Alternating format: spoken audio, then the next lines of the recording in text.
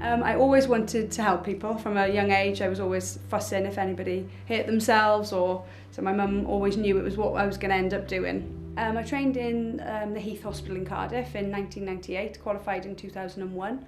Initially came back to Withybush, my hometown, initially just to pay off student debts, and nearly 18 years down the line I'm still here, and I love it.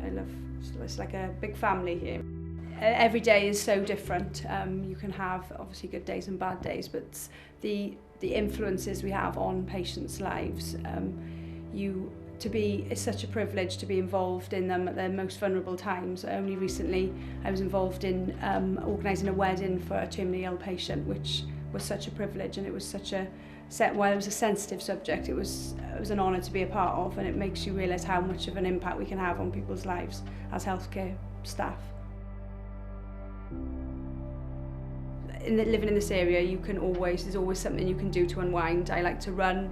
I've got my children, my husband, my dog. There's so many places that you can go, beaches, cycle paths, parks, and it's idyllic. There's no better place to be.